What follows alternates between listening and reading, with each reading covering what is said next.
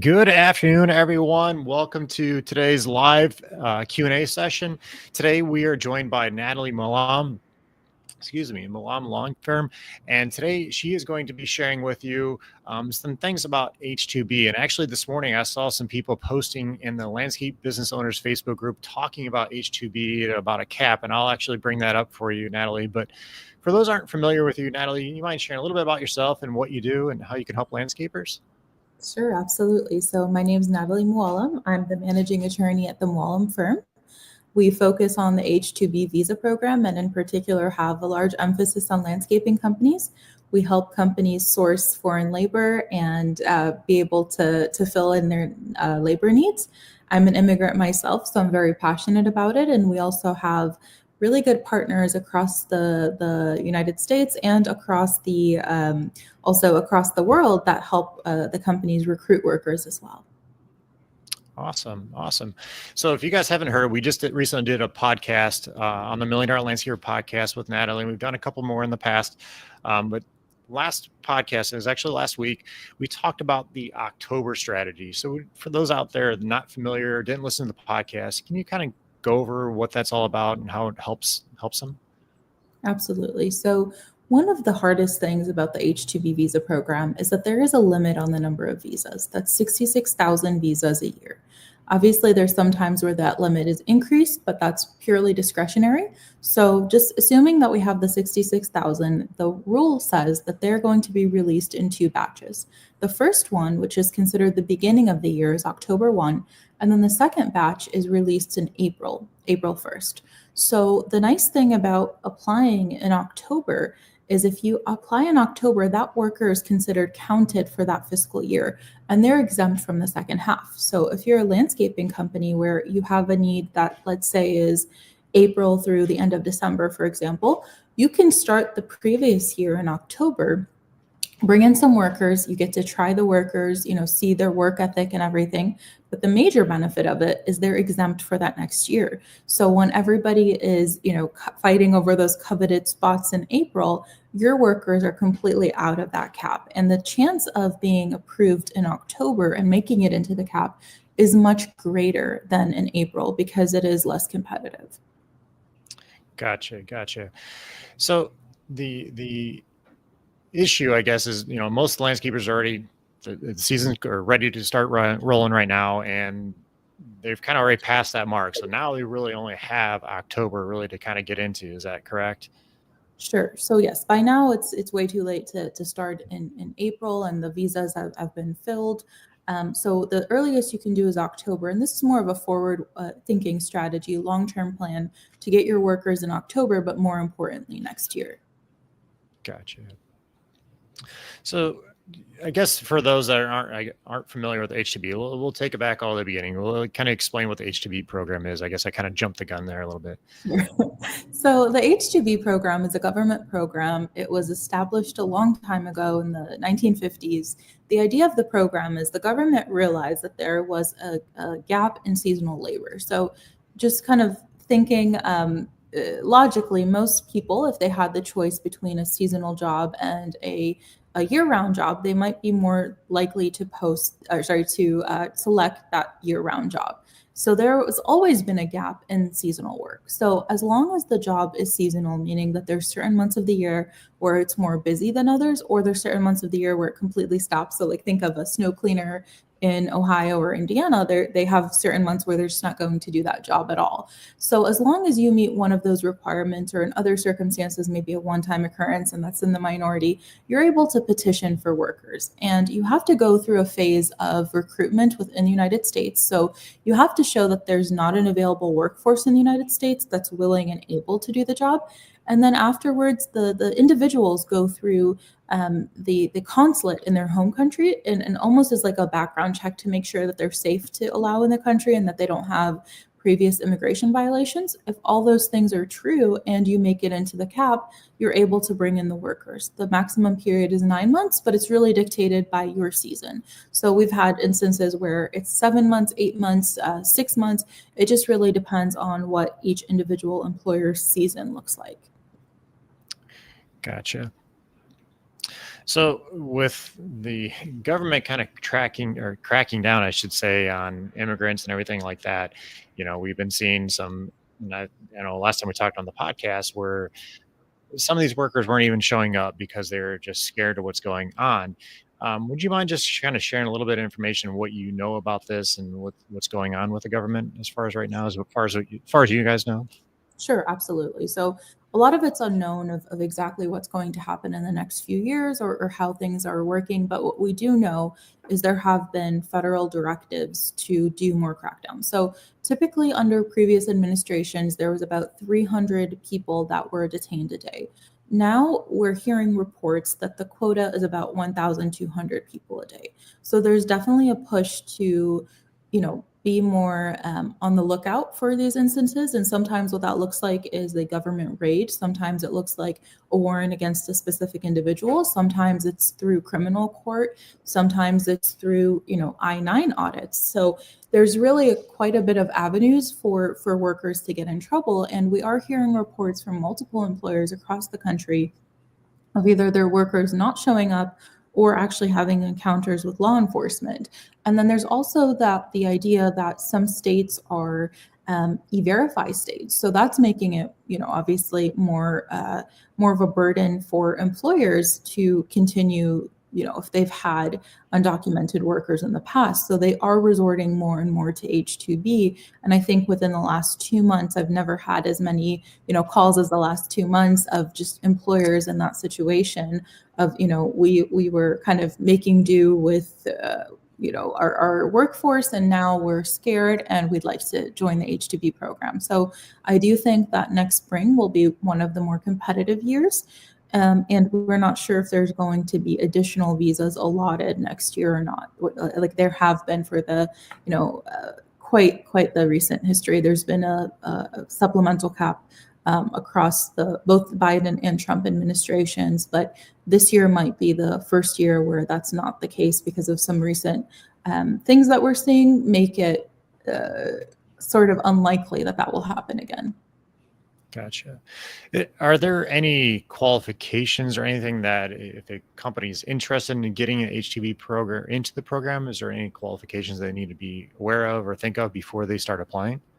Yeah, sure. So the qualifications, you basically have to have a company established. It can't be an individual petitioner. You have to have a federal tax ID number, and you have to have a physical location in terms of what the company has to have. So most companies have no problem meeting those qualifications. Then they look at the work itself. So the work has to be seasonal. And the way that they look at it is per position and per location. So let's say you're a very large landscaping company with multiple locations. You can isolate the location that's seasonal and apply just for that. In addition, if you have maybe multiple, multiple positions, so let's say you do landscaping, but you also have irrigation, and you also have tree trimming, and you also have segmental pavers, and you have some construction like building patios. Each one of those is a distinct job in eyes of the DOL. So we can choose the job that is seasonal and apply just for that. So we can get very specific. The other requirements are that you have to show that you're able to actually keep those workers employed for the minimum 35 hours a week. So what that typically looks like is we're looking at the volume of your work and seeing, does it support the amount of workers you've requested. So for example, if you are a $1 million company, you probably will not be able to get 40 workers, right? We're just going to look at the numbers and calculate the number of employees you want times the prevailing wage, which is the wage you'd have to pay, multiplied by the hours for the entire season, and look at what profit margin you would have. And as long as it's reasonable, then usually you're able to get the workers. We also do sometimes by looking at your letters of intent or your contracts that you have, and based on that, we're able to justify it as well. But there has to be some connection with the number of workers that you're asking for and the amount of work or the size of your company. And we look at historical records as well as look at your contracts for the upcoming year. But other than that, really most of the requirements are after you go through the program, you're signing on saying that I will pay the correct wages, I won't withhold anything other than what we've disclosed in the application. I'll pay American workers that are in a similar position the same wage. So most of the requirements are actually very simple to meet for most landscaping companies. And, that's why I like working with the green industry so much, is because we have such a good track record of being able to get those applications approved. And there's a lot of data that goes into it as well that we're able to get from sources. So even if the company's data is not great, at the moment, we're able to, look at public sources from the NALP or, different landscaping organizations to support that. The difficult part is always going to be the cap until they add some more relief for companies, because right now you are competing, especially if you're applying in April, you are competing against many other companies, and the chance of making it into Group A, which means you're going to be processed first, kind of get that first bite of the apple, is about 24.5%. So it's a very small margin. Gotcha. Is there anything else that like landscapers need to be aware of when they're looking to do this? That they meet all the qualifications, they reach out to you. Is there anything else they need to be considering or thinking about when hiring H-2B? Sure. So, I think they obviously need to take into account things like the culture, the language barriers, if they exist. They need to take a look at their practices. There's obviously, anytime you apply for a government program, there's a chance of additional requirements or an audit. So, we don't want to kind of invite the bear in if your records are not, perfect when we're applying. There's definitely, more of an outward facing direction when it comes to H-2B. So they're not going to come and ask for your payroll records from 5 years ago. They're going to look from the time that you applied for H-2Bs and going on forward. So definitely H-2B is a chance to correct any bad practices that you have, and it's forward looking. But if you're not ready yet, probably we could work together to get you there, and then apply for the H-2B program when all your files are in order. Nice. Now, for those that are hopping in just now, if you guys have any questions, feel free to post them in the comment section. Natalie will be happy to answering them. Natalie, we also talked about in the podcast about green cards. Do you mind talking a little bit about that and what they need to be thinking of? Absolutely. So with the green card process, it's very similar to H-2B as in the steps that you take. But the difference is the stakes are higher. So, instead of the employee getting a 9-month visa to the United States, instead they're going to become a permanent resident of the country. So many times the way that it's used is in conjunction with H-2B. So, ideal case scenario, somebody applies for H-2B, they use the workers for a couple of years. They really like them. There's good energy there. They think that the worker is going to be loyal to the job and they're going to stay after getting their green card. Then we can start the green card process. And what that looks like is it's multiple phases. So the first thing we have to do is look at the job description and create a prevailing wage application. So we give them the location, we give them the duties, and we give them obviously, any minimum requirements or educational requirements we have for the job. And based on that, the Department of Labor will come back and they will give us the prevailing wage or the minimum wage we'd have to pay for that position. We start then recruiting. We have to do 2 Sunday ads. We have to post with the state workforce agency and a few other things. And then based on that, we will be able to then file for what's called the PERM. In the PERM, we give the minimum qualifications as well as what credentials our candidate has. And as long as they match up and everything looks good, then the PERM will get processed. And that's the PERM is short for permanent labor certification. So, we always talk about with H-2B, or call it the certification or the permission slip. It's the same thing. So you're getting permission to hire the worker from the Department of Labor. After that, you have to move from the Department of Labor to the Department of Homeland Security, and we file an I-140 petition. The I-140, again, matches the credentials of the worker. They make sure that you've done all the proper recruitment, and they make sure the company has the ability to pay the wages. So if we're, saying that this person is going to get paid $30,000 a year, for example, we have to show that there's room in our budget to cover that expense. So whether that's, saying like, look, we have a cash reserve that's exceeding that, or it could say they're going to work X amount of hours, produce X amount of income, and that will be enough to cover their salary. After that's all done, then depending on whether the person's in the United States or out of the United States, we'll either adjust their status, so take them from a H-2B worker at that point to a green card holder, or we'll have them go back to their country and go to the consulate in their country and come through with an immigrant visa, which is effectively like a green card, and then they'll get the green card in the mail shortly after. The whole process is relatively straightforward. The difficult part about it is the timeline. So, between each of these steps, we're talking years. So usually from start to finish, it's 4 to 5 years before the person gets their green card. And you are doing H-2Bs in the background. So it's more of a long-term solution. But, once that person gets their green card, they are yours for as long as both of you agree. So that's the other, kind of positive and drawback is, after they get their green card for 6 months, there's no more oversight on where they're working. So they could technically leave. And usually that's why having that long H-2B relationship is helpful, because then you know whether that worker is likely to stay or not.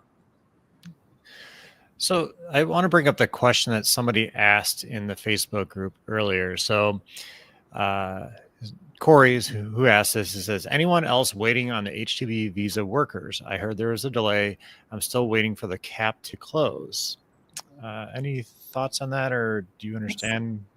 I do, yes. Okay. So what that means is, the supplemental cap, which is the bonus visas that they issued last year, the way that they were issued, and also the previous year, is they issued them at the beginning of the fiscal year. So that means in November, they said, we're going to issue the visas, and this is how we're going to break it down. So there was a breakdown, an allocation is what we call it, for the visas that are starting in April 1. And the idea was they will be released 15 days after the cap is met.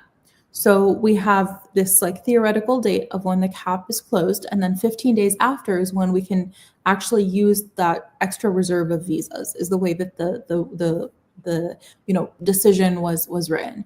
So what happened now is it looks like the cap was probably met March 6th. So no attorney or group has received a receipt for any application filed after March 6th. And usually 2-3 days after the cap closes, we get an announcement. It's put up on a USCIS website, which is through the Department of Homeland Security. We all know that it's been closed. All the applications that were filed after get rejected, and you get those applications back. And then, we wait 15 days and we're able to apply for the supplemental cap. What's happening is, because they have not announced that, we are not able to apply for the supplemental. So they are not accepting the supplemental applications. So, by all accounts, we should have been able to apply last Friday, but nothing is happening. And there's been a lot of push to get the Department of Homeland Security to issue that declaration that the cap has been met, and that's not been happening.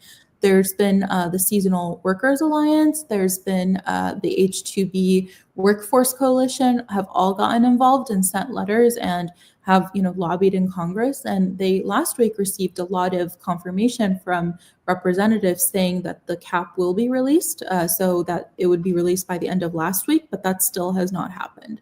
And that's very unprecedented and really alarming, because it means that even if we do have a cap release, because more and more visas have been processed in the interim, there's likely going to be a lottery within a lottery, which again is adding to confusion. Because the way it usually works is, you get placed in the lottery, you get a letter, and let's say Group A and about 40% of Group B will make the cap, and that's normal, no restrictions. Then we wait 15 days, and by then they've probably gotten through, Group D, for example. And then, groups B, C, and D, they file, they get their workers through the supplemental cap. There's a little bit of a added caveat there that the workers have to be returning and you have to sign an attestation, but those groups get it. And then the rest of the groups, they usually are limited to what's called the Northern Triangle workers or the country-specific workers. So that means that there's specific countries, and those are mostly South American countries, so Ecuador, Honduras, Costa Rica, El Salvador, Ecuador, and Guatemala. So those are the countries that are, they have specific 20,000 visas for the whole year, and then everybody else gets to hopefully, use those visas. So what's happening is now what's likely going to happen is even if they release the cap, we might not be through Group D, we might be through Group E or F or even G, and then everybody's competing for those original cap exempt, supplemental cap spots. So we might have a lottery within a lottery. So Gotcha. it is alarming. We keep receiving confirmation it's going to happen, but it hasn't, and it's anybody's guess at this point of what will happen next. But that's why I was indicating earlier that we're not as hopeful of a supplemental cap happening in spring of 2026, because it looks like there's been some resistance to the supplemental cap already.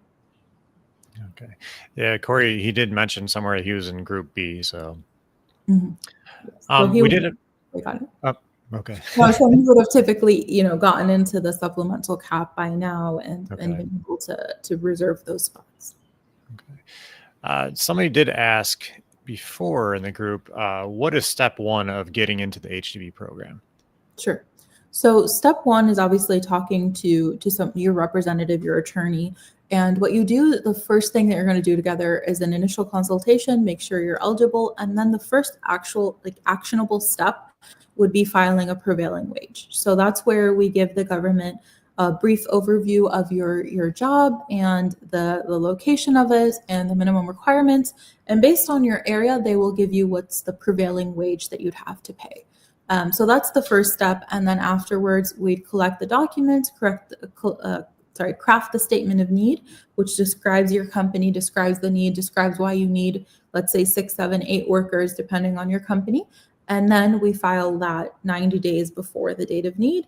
They will look at it, process your application, and then you'll go from there depending on if the cap is open or not. Okay. And guys, if you have any questions about this, feel free to hop in the comments and ask Natalie. She's been doing this for some time, and I know she's personally helped out some of our people in our programs before. So feel free to hop in and ask any questions about anything. Is there anything else, Natalie, that you want to kind of discuss here today? Sure. So I think just in general, some general advice to all companies when it comes to H-2B is plan ahead. It's getting more and more difficult to actually make it into the cap. So the earlier that you plan is the better. And don't use this as a last ditch effort. Sometimes it works that way and everything is good, but 9 times out of 10, it's better to start a season ahead of when you need the workers. So that would be the best H-2B advice I can give. And then when it comes to just in general, there are going to be more eyes on you as an employer. There's going to be more focus on what employers are doing. So make sure your I-9 records are all accurate and up to date. If you don't know how to do that, reach out to somebody that does.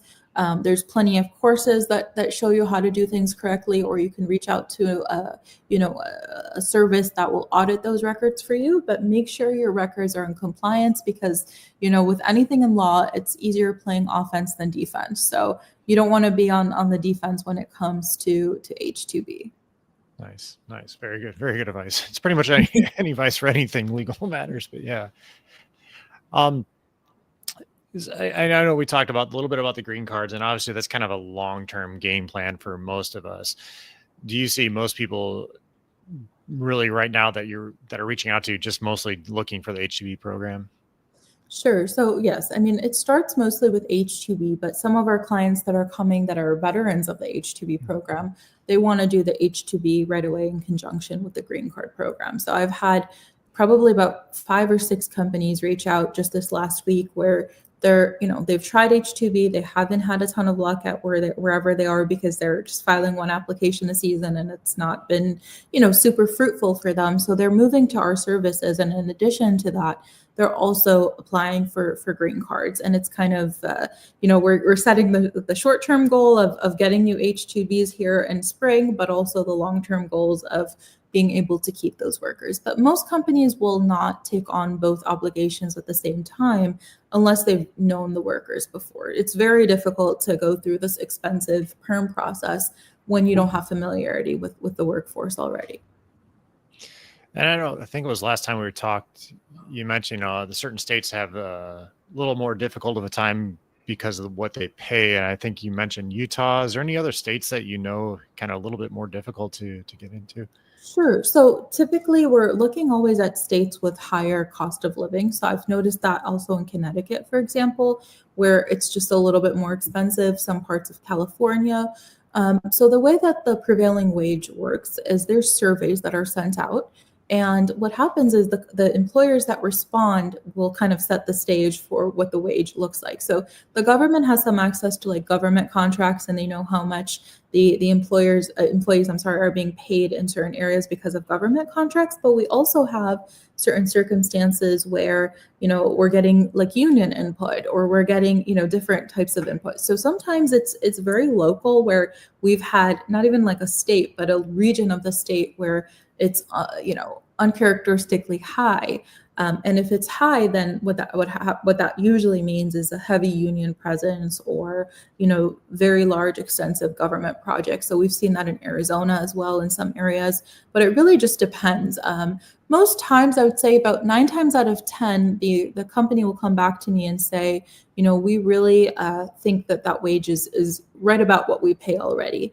I've had instances where it's much lower than the company is willing to pay, and that's always nice. But typically they'll say it's right about what we're paying, or maybe a few cents more, a few cents less.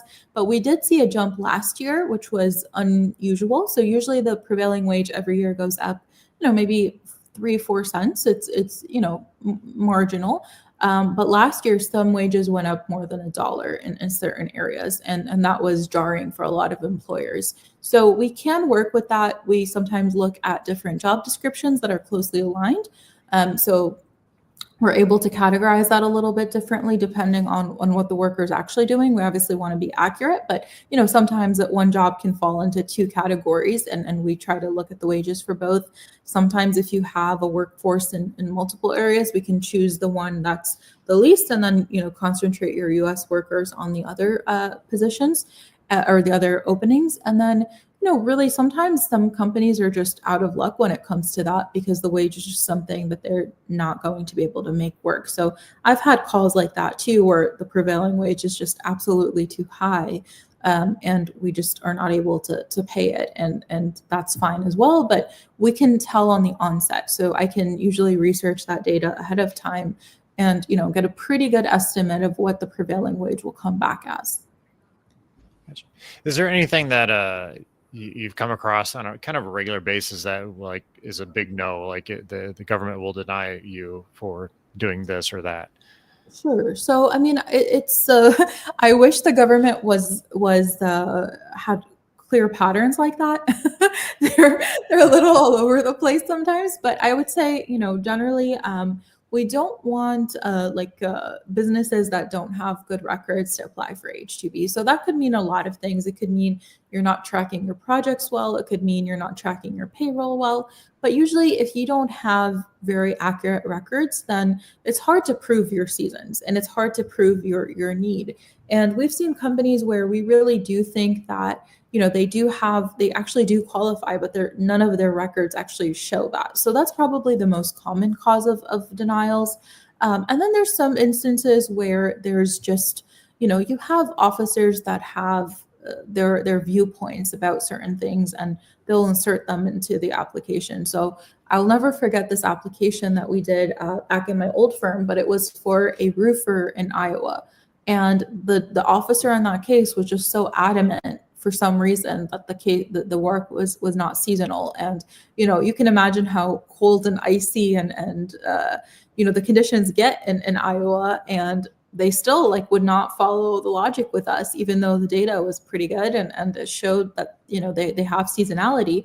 But they just would not follow the logic there of, we don't want roofers up there in January and February. So we have instances like that. And then we usually go on appeal and are able to succeed on appeal. But, those are our one-off situations. Most of the time, the major hurdle for most H-2B companies is just the cap. It's we get certified, we get through, and then there's just no more visas left. And that's where you have to be really creative. So, doing the fall strategy is definitely one of the major ones, maybe filing multiple applications for spring because each one is a standalone application. So, let's say again, you're a landscaping company and you do irrigation. That's, you have 2 shots now at the lottery if you're able to file that way. We also do things that basically building partnerships between H-2B employers. So, for example, this year I had an employer with, he had some workers come, and then he just finished his project early. So instead of letting those workers go home, we transferred them into another application, which the company was capped out of.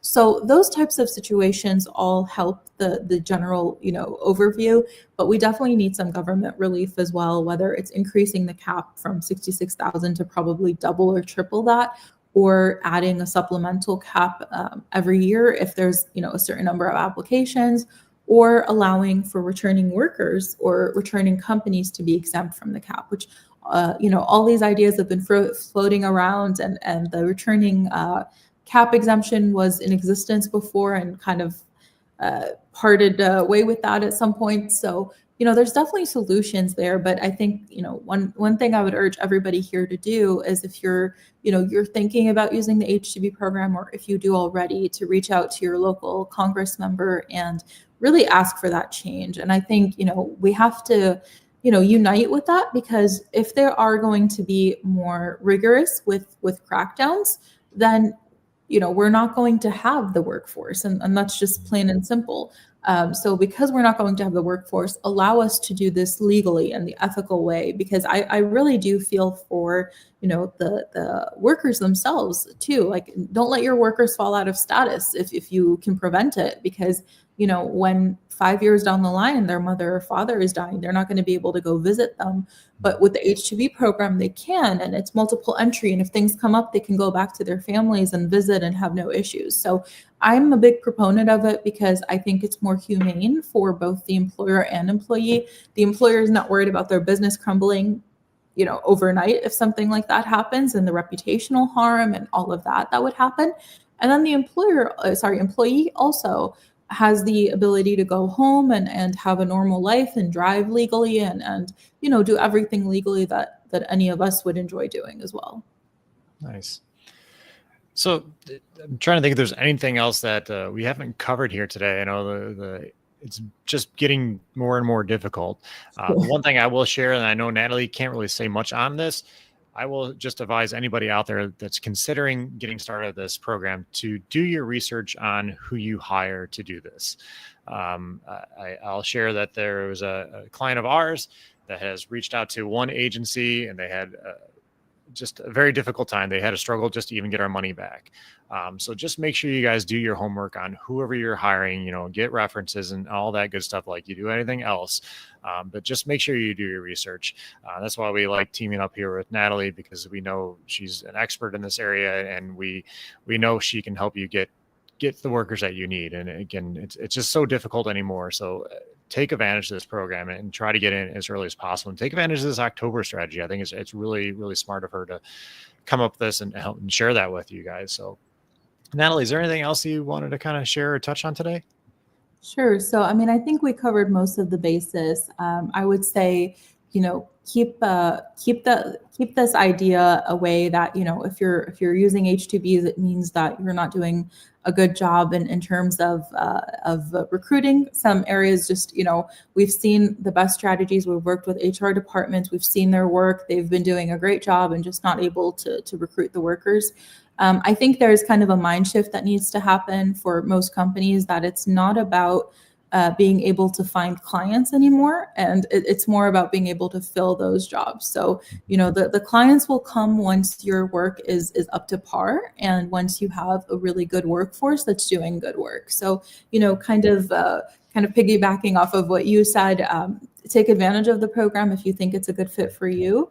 And don't let the opportunity pass you, because there's really so much potential. And I've worked with companies that have been able to, double and triple over a short period, because they just now have the ability to confidently quote for contracts, and they know exactly, where their workforce is coming from and the level that they're going to perform at. So, do your research, obviously, make sure that it's a good fit for you, make sure that it's the right time as well. But definitely, this is not a last-ditch effort. Plan ahead. And, the first season never goes as planned. We have things come up where like the government right now made changes, or sometimes, there's a hiccup in the application. Sometimes it's timing. But if you stick with this long term, I would say the vast majority of companies that have tried H-2B have been really happy with the results. There's one question I saw in the Facebook group just now. I was checking. Somebody asked, if you've already applied it for the first time and received workers, are you more likely to get it the second year around? Sure. So yes, you get registered for a period of 3 years. That includes the time that you file. It cannot deviate more than 30 days. And the type of work cannot change. So you have to have the same job, the same location. And then the number of workers can only go up 20% if you're less than 10 workers, if you're more than 10 workers, or if you're less than 10 workers, it can go up 50%. So as long as all those factors are the same, you are registered, and you should have a much easier time going through the next and the third time as well. Gotcha. Well, Natalie, this has been great. I hope people next time we'll have you on again. We'll chat some more. Maybe we'll do a little bit later in the day, but we'll get people on here and ask some more questions. But Natalie, this has been great. Do you mind just sharing with the audience how they can get hold of you and reach out? Absolutely. So the best way is my website. It's mualemfirm.com, mualemfirm.com. Once you go to my website, you'll see a contact us page, and you can fill in your information, and we'll get back to you within 24 hours. Nice. And I did put the email down below to you guys. You can click on that as well. Natalie, she's been an amazing guest, and I do appreciate you being on here today. And I look forward to having you on the podcast again, because she's a wealth of information, guys. And she's, like I said, she's advised some of our people in our programs to handle some situations that they were in. That was kind of unfortunate there. We're not going to go into that, but it was, she did help them out. So I do greatly appreciate that. So Natalie, thank you very much for being here today, and we look forward to having you back on. Thank you so much. My pleasure. Thank you. See you guys.